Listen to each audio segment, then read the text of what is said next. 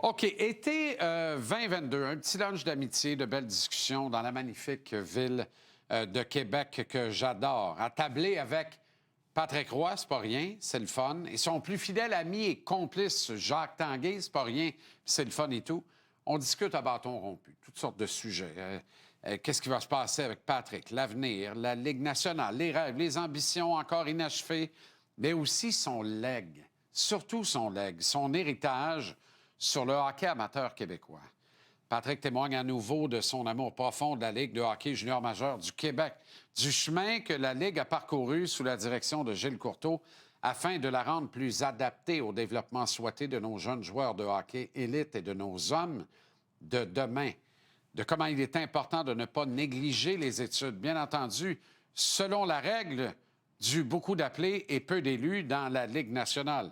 Il parle également de son amour de nos jeunes joueurs qu'il veut et apprécie voir devenir des hommes de cœur, de famille, souvent d'excellents citoyens, de valeureux contributeurs à faire du Québec une meilleure société.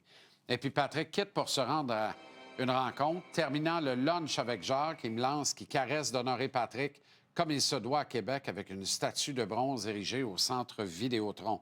Eh bien, 2 ans plus tard, on y est, avec ce que Québec a de plus fort, soit une concertation publique-privée afin de pourvoir le 400 000 $ que va coûter l'œuvre qui montrera Patrick avec la Coupe Memorial au bout des bras de sa position de coach des Remparts de Québec. Autrement dit, Jacques Tanguay, comme toujours, ne se contente pas d'endosser un projet en le faisant porter ou en faisant porter le poids financier par les instances gouvernementales.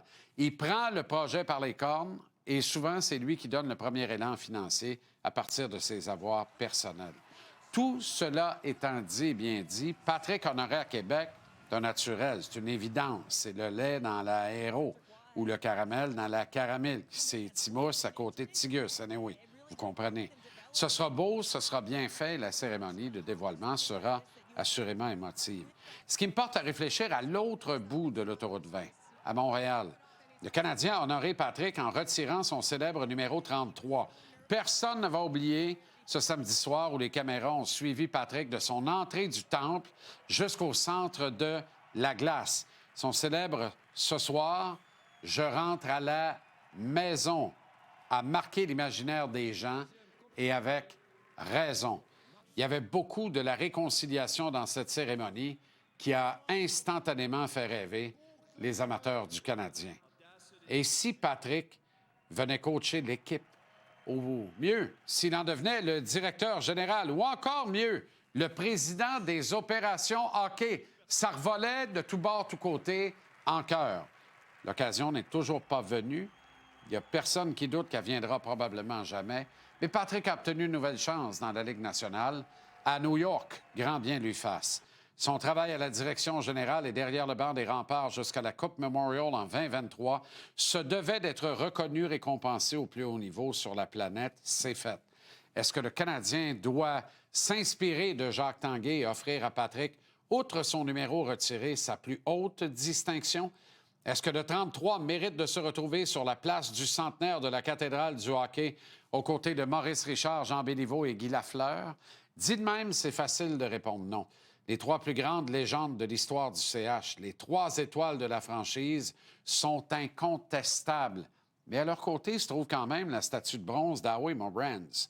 C'est pas moi qui va le profaner en le remettant en cause ici ce soir. Mais si Howie Morenz se trouve dans cette allée des légendes, il n'y a aucun doute dans mon esprit que Patrick Roy se doit de s'y retrouver lui aussi. Bien entendu, ils seront plusieurs à s'inscrire en faux. Les arguments du « Pourquoi Patrick? Pourquoi pas Ken Dryden? Pourquoi Patrick? Pourquoi pas Jacques Plante? » Ça va être soulevé partout dans les faits. Patrick a ce petit quelque chose de plus qui tient du Mohican. Sa personnalité, la manière dont il s'y est pris pour offrir aux Canadiens ses 2 dernières Coupes Stanley, les 2 seules en 46 ans. Ça, c'est dans ce que Patrick a de petits quelque chose de plus. Mais Patrick avait des gros quelque chose en moins par rapport à Dryden et Plante. Essaye un Big Tree, notamment dans le cas de Ken, et des éditions extraordinaires pour lui et pour Jacques Plante. Patrick n'a pas eu cette chance puis a gagné pareil. Dans les faits, Roy est tout indiqué pour une statue de bronze au Centre Bell. Il y a dans ses exploits, dans le chandail du tricolore, de quoi l'élever au rang des plus grands de l'histoire de la concession. Patrick est pour moi la 4e étoile du Canadien, derrière Maurice, le Gros Bill et Guy. Je peux donc aisément imaginer Jeff Molson lui rendre cet ultime hommage. Pourquoi pas l'occasion d'une visite des Highlanders au Centre Bell d'ailleurs. Et comme l'actionnaire de contrôle du Canadien ne semble pas vraiment entiché à l'idée d'un jour embaucher Patrick pour travailler à la reconquête de son équipe, au moins par le geste de lui ériger une statue sur la place du Centenaire, il confirmerait que sa décision de ne pas travailler avec Patrick n'a absolument rien de personnel.